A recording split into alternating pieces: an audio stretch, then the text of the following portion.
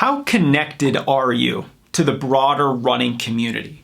Do you have maybe a team that you meet with once or twice a week to do workouts?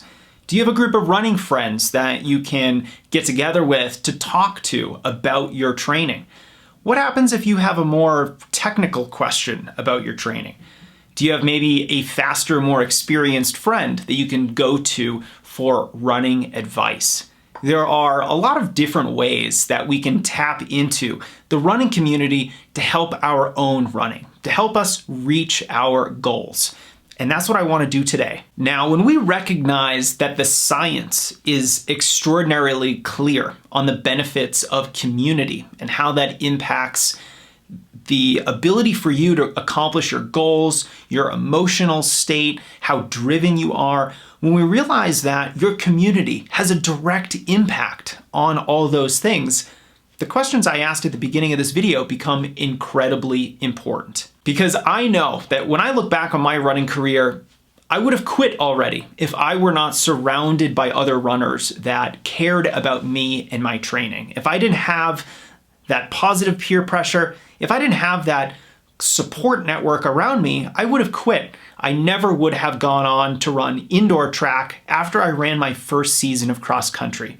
I knew that I would have played basketball instead of track, and then my life trajectory might have been very, very different. And then if you flash forward to college, I would have quit again. I got injured so many times in college, and it was such a tough time to be an endurance runner.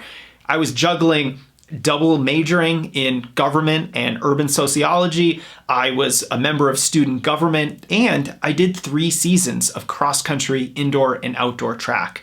I was certainly stretched thin, and I don't know if you know this about me, but I liked to party. I loved going out with my friends on the weekends, having a great time, and just letting loose.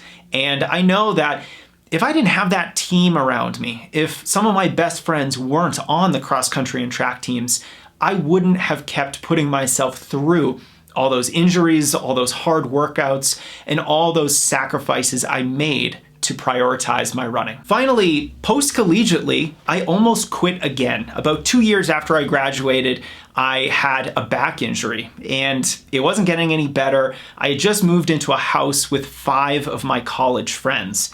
And needless to say, we had a lot of fun. And if I wasn't also living with not only a friend of mine who is a very good runner, who is better than me, but someone I looked up to, someone who had accomplished a lot, someone who trained really hard, who took his running seriously.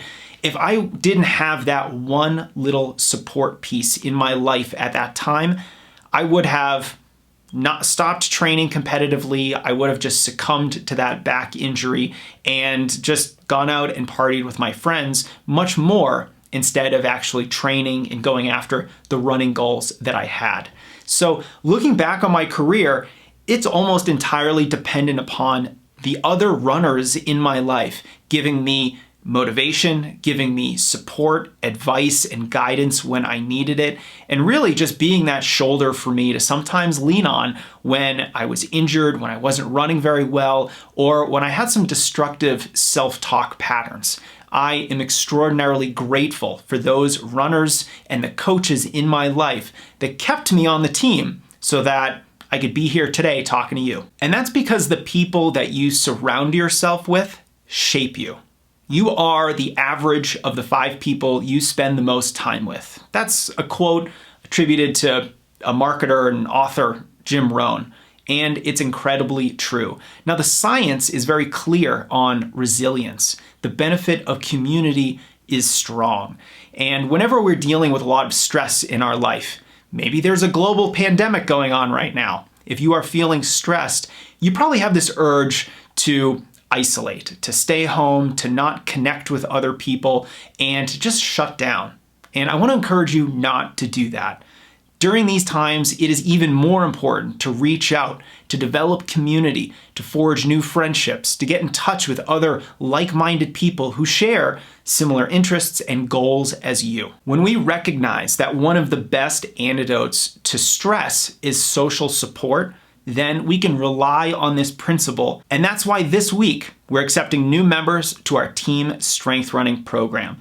This is our Team. This is our group coaching program that allows any runner, no matter how fast you are, how slow you are, to join, be a member of the team, to surround yourself with your peers, with teammates just like you from around the world. But you also have me as your coach, where you can get in touch with me whenever you'd like. You can join our live coaching calls where I'm behind the camera taking your questions right as you have them. I want you to have the support that you need. I want you to have the community and the peer support so that you can accomplish more of your goals. And I know that this is a tough time for everyone.